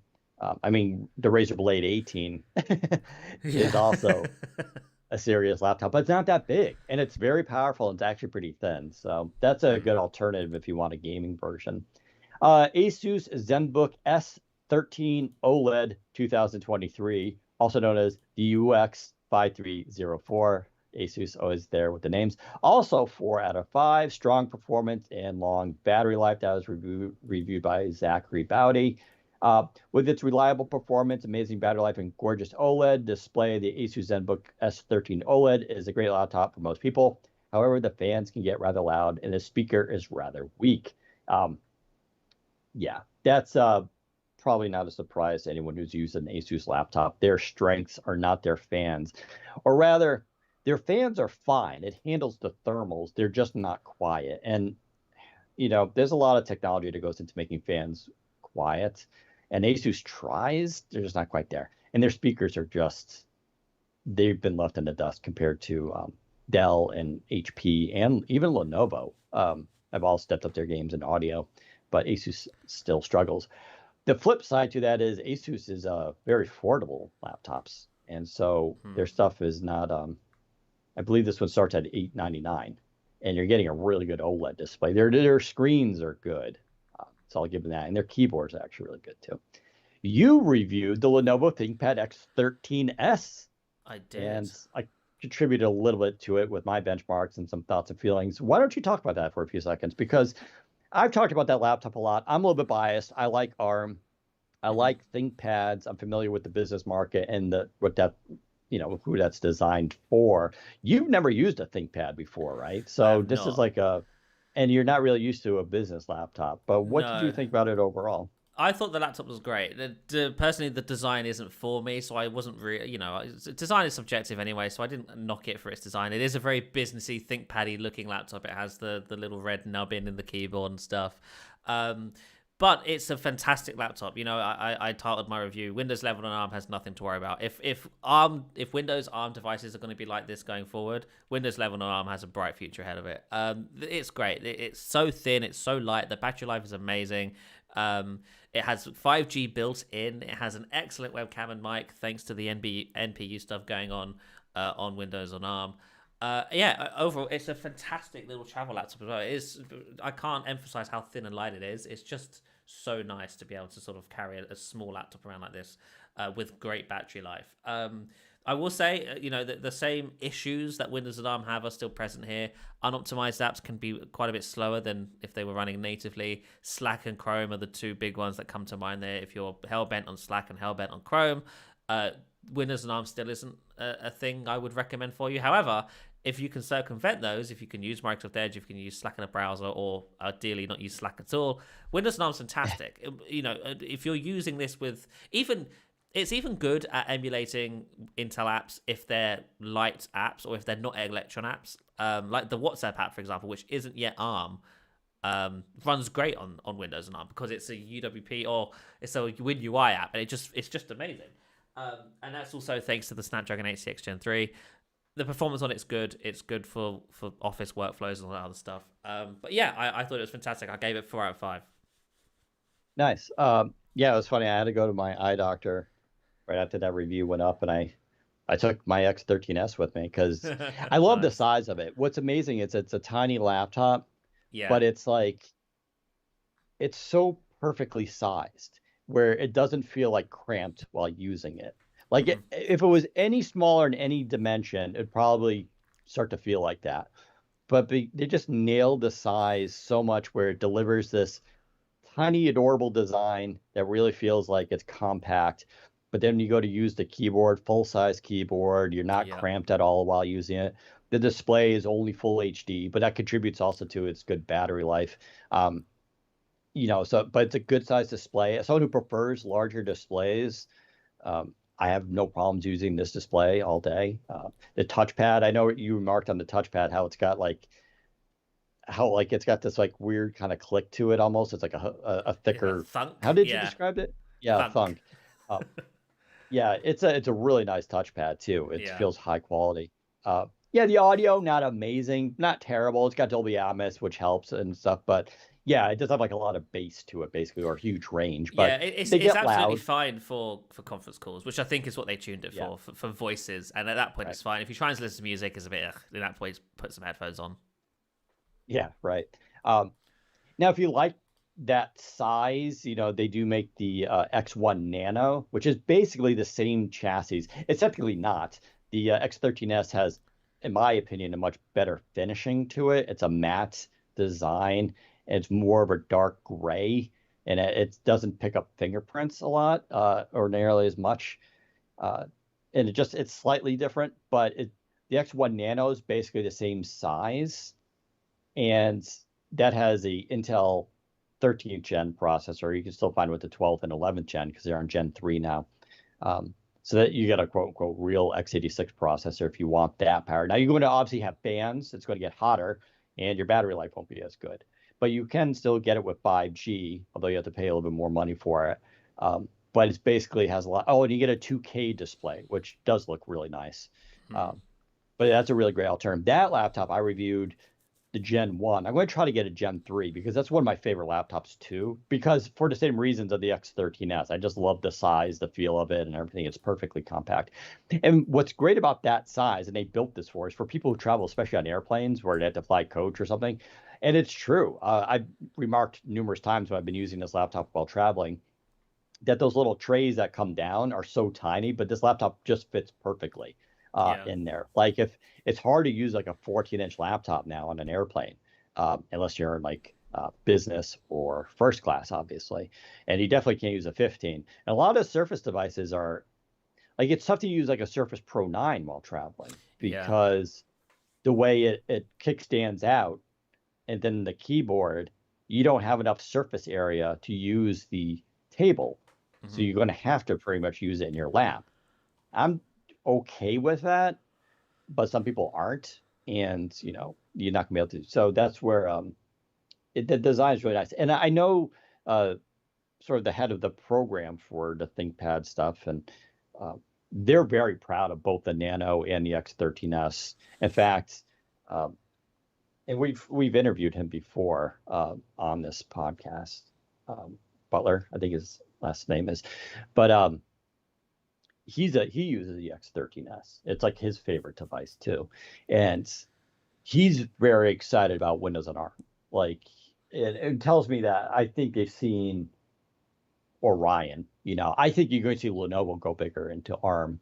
Don't forget what made this device so interesting was it's the first Windows on ARM device that gets the ThinkPad label. And ThinkPad is their premier business thing. So it has to meet certain military grade specifications for hardware testing in terms of durability, but also has to meet certain specifications for security and IT management.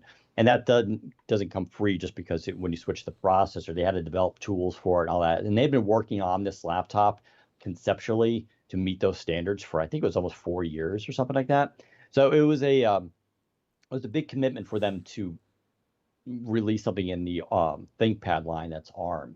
And so, but they see a big future for this device. But it is still one of my favorite laptops. Of course, my other one's the HP Dragonfly, Elite Dragonfly. That one's also great, bigger display. That's a 3x2 display, which is kind of cool too. Battery life not nearly as good, more performance though. Nice trade-offs between the two of them. They're both great laptops. So there you go. What else did we have for reviews? Oh, of course, the Diablo 4 review. You can go check that out. This might be Blizzard's magnum opus. That's Jez Corden reviewed that. Gave it a 5 out of 5. He's obviously a Diablo fan, but he really, that's a good way to check out a review if he's already a fan of the series. Does it live up to the sequel? HyperX Cloud 3. HyperX makes amazing headphones. They are now owned by HP. And the Cloud 3, as you can imagine, is a sequel to the Cloud 2. And these are $99 headphones. and Rebecca Spear reviewed those. She's already been using the clouds for a while, so she's very familiar with the Cloud 2s. And so her review of the Cloud 3 is interesting because she knew what to compare it to. The Zotac GeForce RTX 4060 Ti review. How much do you care about DLSS3? That was Harish review that one. Only got 3.5 out of 5. He did not love that GPU. I think it has to do with the fact that the 4060, its price and performance doesn't really make it worth it. He says only moderate gains over the RTX 3060 Ti, no noticeable gains at 1440p, and 8 gigs of VRAM is going to be a limitation. So you may want to skip the 4060 Ti altogether. Street Fighter 6 is out. We also gave a review for that. That's 4.5 out of 5. So I was a big fan of the Street Fighter series. It's kind of cool. I don't know if I'll pick those up. I always play those for about 30 seconds. I have a lot of fun playing for about 30 seconds. But then I don't know if I come back to them, but I will check it out. Ben Wilson also reviewed the Lenovo L3230, which is a 32-inch 4K monitor. So it's for creatives and all that kind of stuff. The Corsair ICU 5000T RGB review. 1 year later, this case is an RGB masterpiece. That was Harish again reviewed that one. I use a Corsair ICU. I don't think it's that one though. Though it's not too far off there. But yeah, Corsair makes some pretty awesome PC cases with some nice lighting. I mentioned Warhammer 40,000 bolt gun already. We reviewed that. That was 4 out of 5. Yeah, and I think that's pretty much it for the reviews. Yeah, quite a bit of reviews there. We're crushing it on laptops. We have a lot more laptop reviews coming, so stay tuned for those. A lot of exciting stuff. In fact, I'm still waiting on FedEx. They're supposed to be delivering my, what was it, Dell Latitude 9940 2-in-1 today. And for those who are curious, that's a Dell's basically the highest end premium 14-inch laptop. It's one of the lightest around. It's supposed to be amazing battery life. If you imagine the Latitude series, of course, is business, but a lot of the design for this is borrowed from the X13 Plus. Not one-to-one, but you can see the similarities and the influence there, which is kind of cool. So I'm really looking forward to checking out that laptop. I'll also hopefully get the yoga book review out next week. Bunch of cool new stuff coming out though. But yeah, I think that about does it for the podcast. Thing of the week. Zach, you got anything for a thing of the week? Yeah, I do have a thing of the week actually. This week, my thing of the week is a TV show which I think you can find on Netflix outside of the UK, called Inside Man. It stars David Tennant, written by Stephen Moffat, and it's a show about. Don't give too much away. It's about a priest who finds himself in a really unfortunate situation, and the whole situation spirals and snowballs almost out of his control, and it's really interesting really to see. Well, it's only 4 episodes, it's not long at all. Episodes are an hour each, maybe a bit less than that. Really, you can totally binge it in an evening if you really wanted to. But I was gripped the whole way through. I thought it was absolutely fantastic. So yeah, if you're a fan of David Tennant and if you like Stephen Moffat's work, he's done a number of things, including Doctor Who, which is kind of what I know him for. But this is not a kids show. This is very much an adult show with adult themes and all the other stuff. Fantastic. Recommended viewing. Nice. I do have a few recommendations too. Let's see, for movies, but now I forgot the name of one, but I'll get to you in 2 seconds. There we go. So one of them was a movie that's been talked about recently a lot, although it came out in 2018. It's called Prospect, and it has Pedro Pascal in it, who, The Mandalorian, and what was that HBO series that was just out in that game? What's that game called? The HBO show, The Last of Us. There you go. Thanks, Zach. The Last of Us. Sorry. But it's this is a cool movie. So, like I said, 2018. I think it was only made for like $4 or $7 million. Less than $4 million was the budget. It was based on a short film, and it was directed by Zeke Earl and Chris Caldwell. And apparently, it kind of came out of college, and they made this short film, and it went on the internet and was really popular. and they wanted to turn it to a full release, and they managed to secure, less than $4 million. Pedro Pascal wasn't big at the time, and he was in it along with Sophie Thatcher. She was also in she had a small part in the Book of Boba Fett. She played one of that weird uh, motor scooter gang. I don't know what you call it. Um, she was there, but she's also in the new Boogeyman movie based on the Stephen King book. I think she stars in that.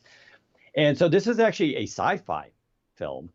And I love kind of low budget sci-fi films because it has to focus on story and character instead of special effects, because they can't really afford those. It was beautifully shot though, and it just looked really nice. But it's about this father-daughter team, and it's like in the future. Obviously, they go to these planets and they like mine and harvest things, and they're living day to day kind of thing. And well, things happen. Pedro Pascal's there, and this thing happens, and it's done really, really well. It's a cool story, it has amazing character building, but also really good world building. Like, you really feel like it's kind of like what Star Wars did. When you're watching Star Wars, they would reference things. You're like, oh, what's that? They had like a lingo that was going on, which is always kind of nice. But I highly, highly recommend it. I believe you can just rent it, or it's on various sites, but it's called Prospect from 2018. Definitely go watch it. I think they kind of want to turn it into a TV series, although nothing's really happened in that end, but I could totally see that happening as well. But Sophie Thatcher was awesome in it. Oh yeah, and Jay Duplass is in it, and he's another cool guy. Him and his brother are directors and writers, all that kind of stuff. But that was cool. I did also watch the new Evil Dead movie that came out, Evil Dead Rise, and I'm a big fan of the original series for that. That was a great movie. I was surprised. Obviously, it's horror. It also, I believe, sets the record for the most amount of fake blood used, which is hilarious. Let's see if I can find how many gallons it is. It uses 1,700 gallons of fake blood, which is just an awesome record to set. But really cool story. They don't pull any punches. It's not for the squeamish, but it's not also like absurdly gross. But there's some laughing moments in it. But it's good. I mean, it's a really good tribute almost to the original movie. But yeah, Evil Dead Rise is definitely worth checking out. I think that's about it for me. I think, oh yeah, and the other thing I just wanted to mention was, and I haven't tried it yet, although it's probably in my mailbox right now. Movie Pass 2.0 is back. So this is mostly for people in the US. If you remember, a couple of years ago, it was funny, I literally just threw out my credit card for it. There was a service called Movie Pass where you would pay, it was $10 a month or $18 a month, I forgot what it was. And the idea was you got this credit card, it had Movie Pass on it, and then you would go to the theater. Then you have to use the app to like reserve the tickets, and then like you would pay for it with this card. And the idea was you could basically see a limited amount of movies for like whatever month you were paying. And it was kind of like too good to be true. And it turned out to be too good to be true. It worked for a while, but a lot of people also had issues with it. And then eventually what happened was they were hoping to they were using the model like the Xbox model, where you don't make profit and you lose money in hope of gaining so much market share that eventually, as you gain more people, you can then slowly raise the cost of things and then make up for it. And they didn't ever reach that point, despite getting funding. That, and then the original person who founded it and helped start it got pushed out of the company, and then these other people took over, and then there's some like insider trading, and I'm just like, I think a couple of them are going to jail now. Anyways, the whole thing folded. It was like this like big internet failure kind of thing. Well, 2.0 is out. So what happened was the original founder was able to buy back the Movie Pass name for like really cheap at an auction. And he still loved the idea behind this, but was really upset about what happened to the company. And so I think it was last year or something like that, announced that he was bringing it back, and it went into beta. And now it just rolled out officially like nationwide this week, although I was able to order it like a week ago. And you can order it from $10 a month, $20 a month, $30 a month, $40 a month. And how it works this time now, it's not like unlimited movies. You get that $10 buys you 34 credits, and then those credits can be used to put towards a movie ticket. On average, the $10 a month will allow you to see 4 movies per month, which is still cheaper, right? A lot of us pay between $12 and $15 for one ticket. So if you're only paying $10, you can go movie 4 times. That's a deal.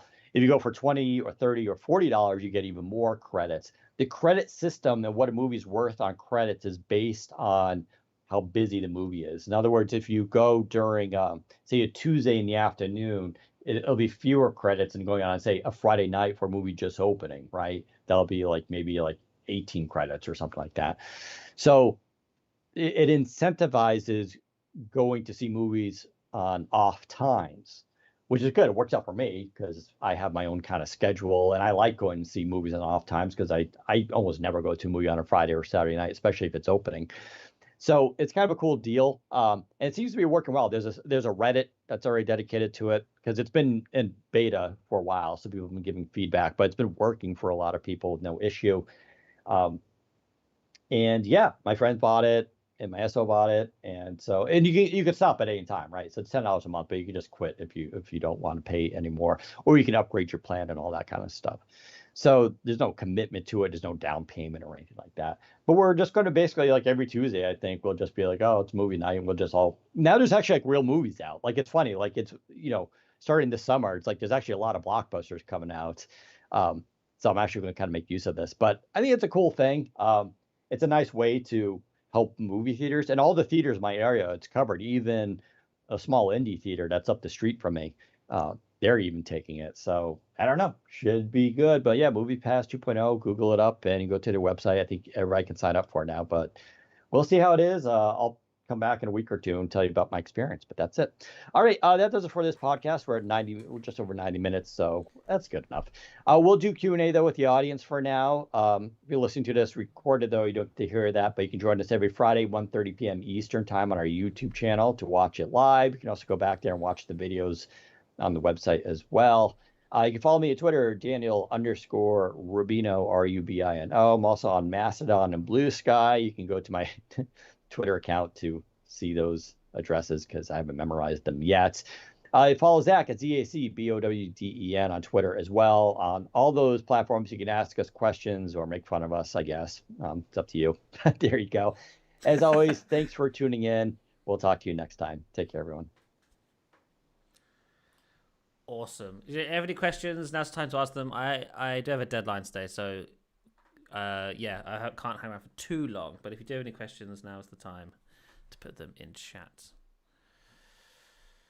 I'm very disappointed by the new media player. It was a positive surprise in many ways in regards to its feature set. However, there's a limit of a couple of thousands of playlist entries. Wow, I'm sorry that there are. Yeah, I'm guessing not a lot of people are using the playlists in media player these days, since everybody just uses streaming services. Yeah, that sucks. Yeah, it's been ages since I created a playlist that wasn't on Spotify. Yeah. Have you heard anything about the Samsung 27-inch 5K monitor? It seems like you're right. I actually did a Google search or Bing search for this last week. Oops. To see where it was, and it's not even available for pre-order yet. Samsung said it would be coming in the spring, and spring is, I guess technically we're still in spring, but we're fast approaching summertime. Yeah, no idea where it is. Yeah, well, considering they're probably producing their own display, I have to assume they're having production issues. That's interesting. Dan, any thoughts on the new Motorola Razr flip phone? I haven't followed that yet. I know Mr. Mobile, Michael Fisher, has a video out on it, and I was going to go check that out. So I don't know much about it. I like what Motorola's been doing, and it sounds like this one may be even better. Fingers crossed it's actually sold in the US because the last one wasn't. But I'll have to go check that out.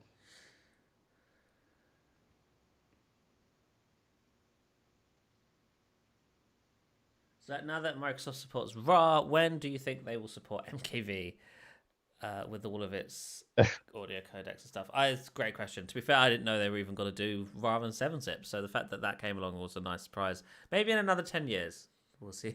We'll see them expand support for MKV. What features are you both most excited about coming in 23H2? As mine is either the full new File Explorer design or Copilot or Win365 Switch. For me, I think Copilot is probably top of my list. It would be really cool to see how Microsoft uses that and how it's able to enhance people's workflows. If it is able to do things like interact with apps and stuff, that's going to be really awesome. But I guess we'll have to wait and see. Dan, anything you're excited about? Yeah, I mean, Copilot, right? But I think there's a lot we don't know about it. Yeah. I'm hoping I think it has the most potential. So even out the gate, it might not be everything we want or may not be that impressed by it, but it has the most potential to grow into something because of the way technology is moving so quickly in that space. But yeah, I'll be curious if it's like, even so, we know it does some basic Windows command stuff. Neat. Do we actually use that regularly? That's going to be interesting. I don't know. I think it may be more useful for people who are not knowledgeable about Windows and like they need to find something or they didn't know was there kind of thing. But I think if like you follow us and know a lot about Windows, a lot of you know more about Windows than I do, you probably won't be needing as much. But yeah, I don't know. Like I said, I think it has the most potential and is the most interesting. But I'm also 50-50 on how good it's going to be out the gates. Daniel, can you outline the differences between Surface Go and 11-inch Pro? What do you think the Go's ARM CPU will be like? That's a little bit more of a Zach question, but I believe the new Surface Go will be ARM based. That's the expectation, and the 11-inch Pro will be Intel based. Well, they'll probably be an ACX. They'll probably be an SQ3 or do you SQ4 think they will? version. I don't see why they wouldn't. It'd be weird for them not to, right? I think that the difference between the processors will be one is based on the Snapdragon 7C and one is based on the flagship Snapdragon 8CX line, or even Orion. I don't know, depending on the time the 7 Pro 10 or 11's out. It will be one is a flagship, one is an entry-level model, so one will be much slower than the other, which is just how it is now. We're seeing the Intel stuff. Yeah, and the display resolution, PPI, the audio. Yeah. And not that like they're bad on Go, they're just going to be the best on the Surface Pro series. It's a couple of questions. Zach, what is the screen behind you? That is a Surface Hub 2S. Let's see, there was another question here I just saw that I've lost. What would be the purpose of Windows 12 at all? Why don't Microsoft just update the legacy GUI on Windows 11? Is Windows 12 even needed? Well, I think it serves two purposes. It gives Microsoft a chance to rethink the UI. The problem is you can't really update an existing product on the fly with a dramatic new user interface without upsetting the existing user base. A new Windows product like Windows 12 gives Microsoft an opportunity to try something new without necessarily forcing it upon an existing user base. Two, it's great for OEMs. It gives OEMs a chance to ship new hardware, new form factors. If Microsoft is building out new experiences for new form factors, OEMs can jump on board with that. It can all be timed for one big marketing push, so OEMs can be like, hey, the new version of Windows is out, here's our new hardware, please buy it. So it gives PC sales a boost as well. There's a lot of reasons why Microsoft would want to do a new version of Windows every few years. Because otherwise, interest dies. Windows 10 was on the market for 6 years. And Windows 10 got boring. It did. There's only so much you can do with the same interface. And if you change it drastically enough, there has to be something new. They can't just keep calling it Windows 10 forever.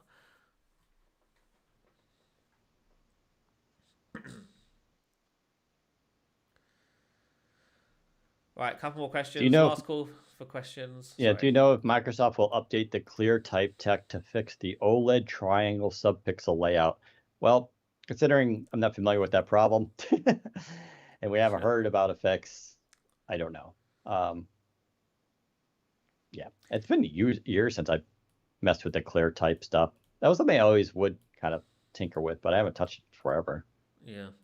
Is Surface planning to release another set of headphones/earphones? I do not believe there are plans to release another set of headphones anytime soon. Earbuds, they did have Surface Earbuds 2 that were supposed to launch late last year, and they didn't. I don't know why they didn't. And now, if the next wave of Surface hardware isn't expected until this fall, so that's maybe when we'll see them next. But again, I think Microsoft has really pulled back hard on what kind of Surfaces it wants to ship currently. And so we might not even see that. That might just be cancelled. So we'll have to wait and see. I heard there were Surface Headphones 3, but they fell apart.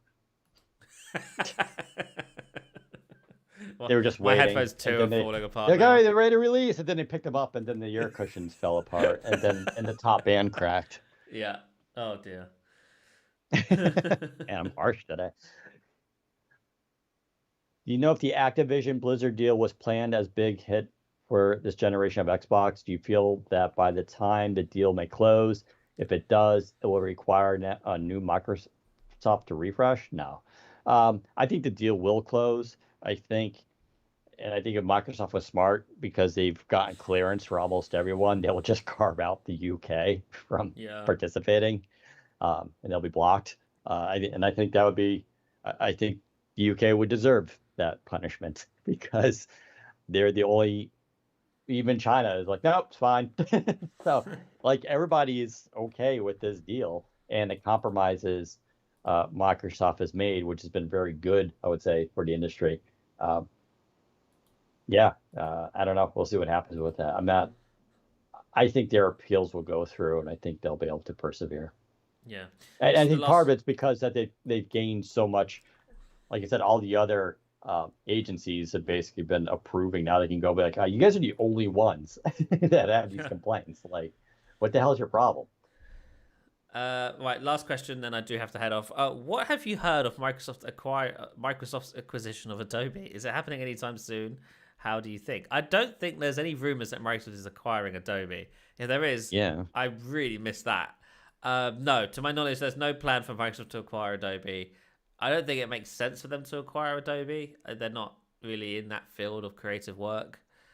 No, I don't think that's happening.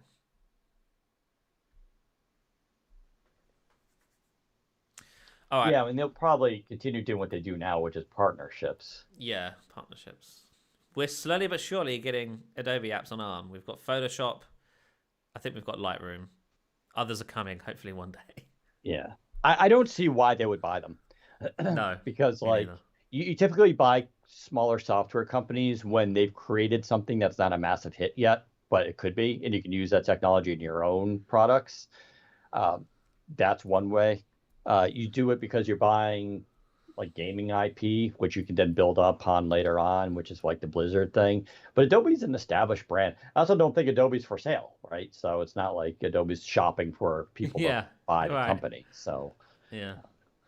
All right. With that, I do need to head off. Thank you very much for tuning in. We'll be back next Friday. Follow us on Twitter. We'll keep you updated when we go live. But until then, we will see you next time. Bye-bye.